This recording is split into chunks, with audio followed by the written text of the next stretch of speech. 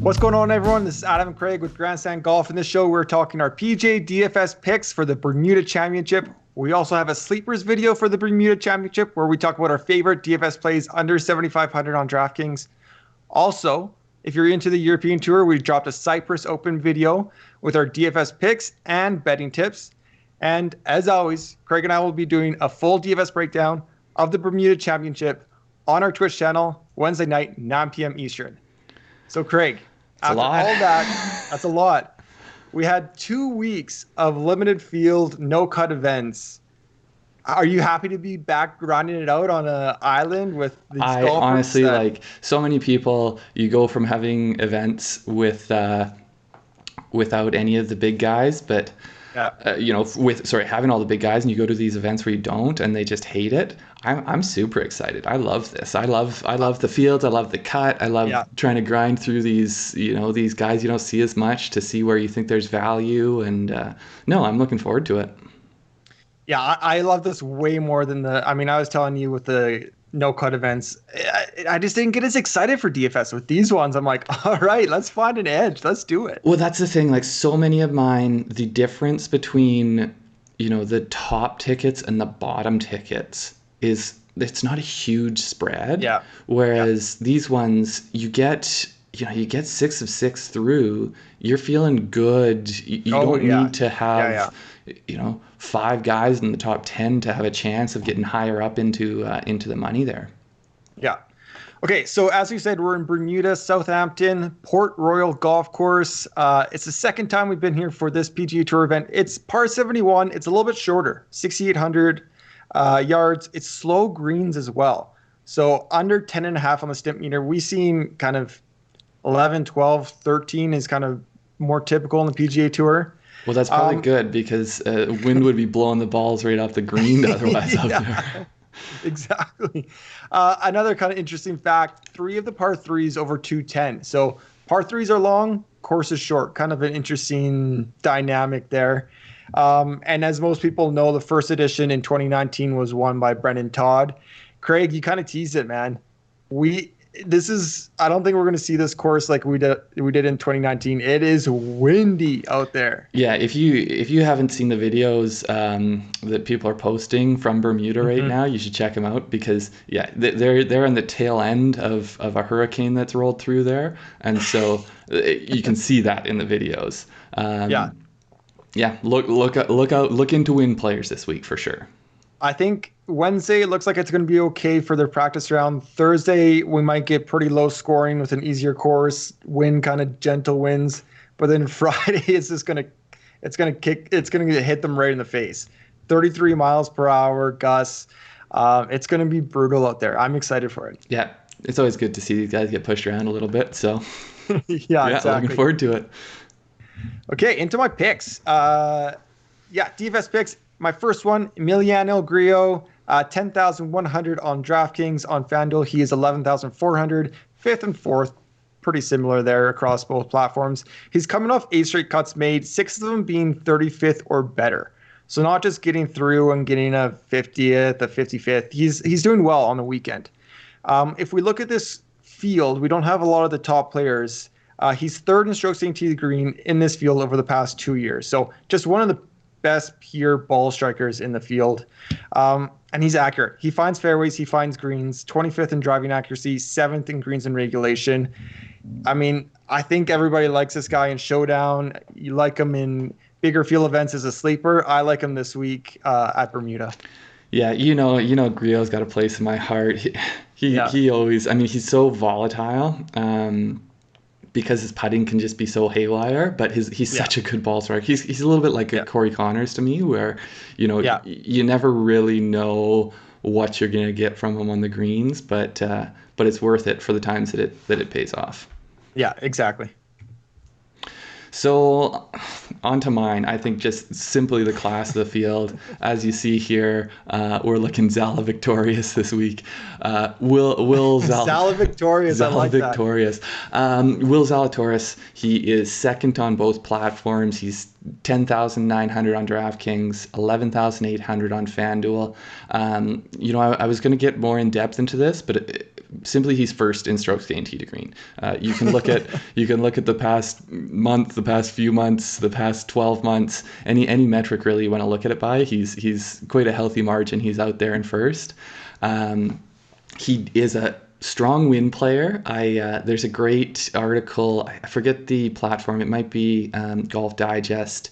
But from the U.S. Open, there was, it was windy there a couple days, and he had a great ball striking week that week. He made a hole in one. He almost had another one, and so someone was breaking down like how he was able to strike the ball so well when everyone else was struggling so much. And he was saying that growing up in Texas, he played a lot in the winds, and he learned to control his trajectory a lot, and so his go-to shot is actually a bit of a knockdown, which I think that could be perfect this week if that's the case, that he can control it a little bit better than the other guys here. I think everyone's heard a lot from me and elsewhere about Zalatoris, but he's got 4 PGA starts in 2020. These are all since September. It's right there in front of you. He's got 3 top 10s, a miscut. The miscut, to me, it's a forgivable one because he was right in the middle of the grind where he had played the week right before the U.S. Open on the Corn Ferry Tour. In a row, right? He had played a ton in a row, and then he kept getting top 10s, which for these guys who they don't have their PGA status yet, they need to keep rolling with those to try to get there. He's going to play his way into special temporary membership. So getting there, he had to keep rolling with it. And it just looked like he was a little bit out of gas there for a while. But to me, he's just the best player in this field. And now, for this field, to get his member card, he just needs to make the cut, essentially, right? Yeah, so that's an interesting kind of storyline for this week. Yeah. All right, my next pick. Maverick McNealy, 8,300 on DraftKings, 18th. And then on FanDuel, 11,300. He's 5th. So if you're going to play him. I was blown away when I saw this. Maybe don't force him in on FanDuel. I'm not saying that, but in DraftKings, it seems like a crazy discount. Talented player out of Stanford. A lot of people know who he is just with his amateur career. Very successful there. I just think he's primed for a breakthrough win. The Bermuda, I think, is a good opportunity to get that. So when we're looking at win players, I know most of these guys, they have tons of different shots in their bag. They can knock it down. They can do whatever. But there you go. He's got a low average apex, so 83 feet. The average on the PGA Tour is about 100 feet. But if your typical shot is lower and can penetrate the wind a little bit better, I think that's something that's going to help these players when they're playing in the wind. I know people have different shots, but if your average shot is just that much lower than the PGA Tour average, I think that will help. Plus, Coastal Golf, Stanford grad, all kind of check marks in my box.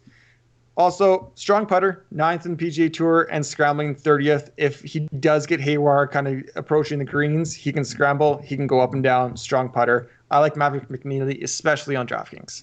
Yeah, if you're going to play him, go over to DraftKings. You'll get a little bit more in your lineup out of it.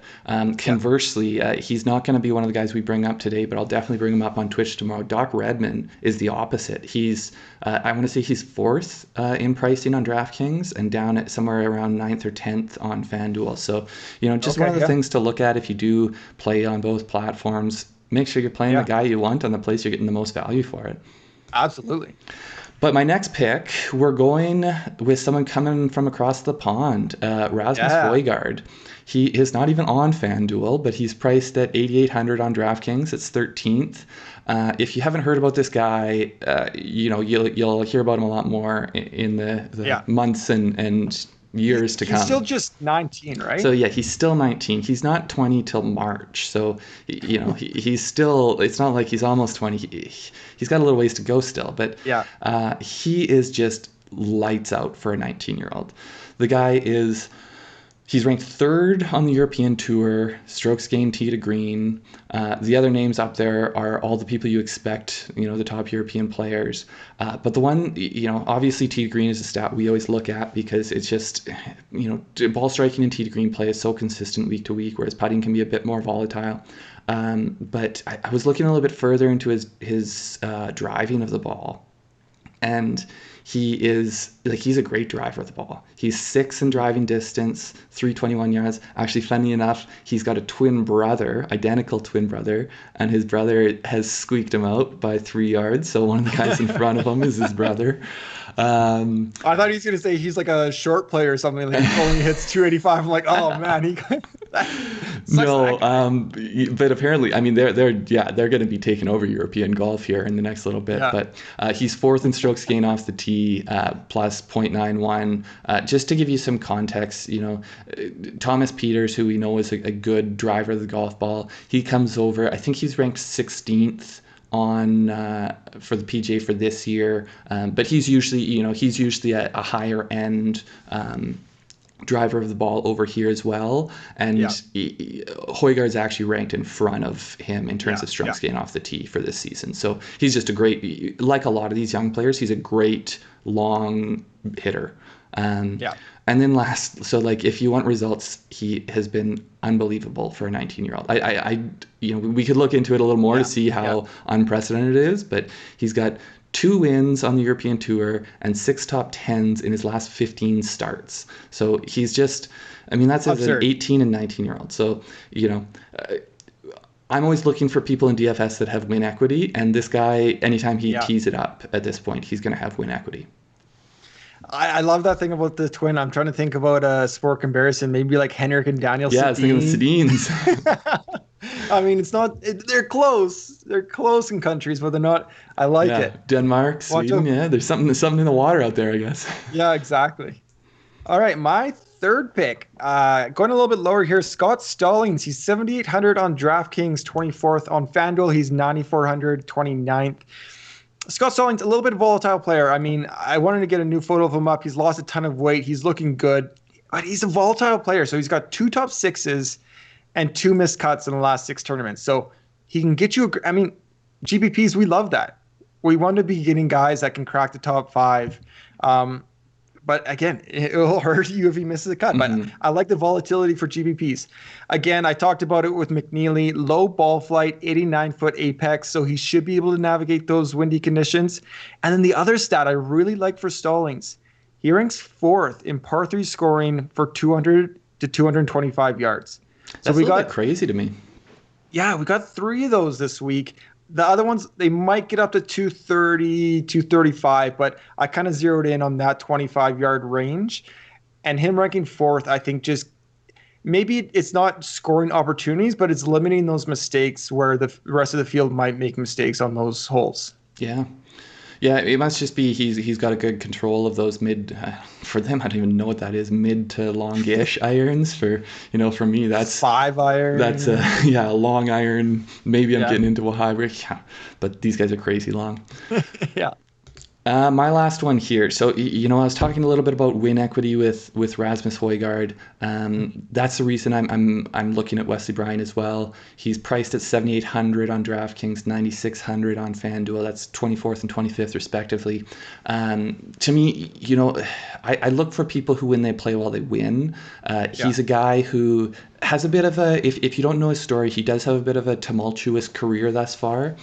He played his way onto from the Corn Ferry onto the PGA Tour with 3 wins in a single season, and he won in his first year on the tour. I want to say it was in either 2017 or 2018. Right. I think it was 2017, because then it was 2018 when he first had a shoulder injury, and he's actually just, he's played 6 tournaments since returning from shoulder surgery.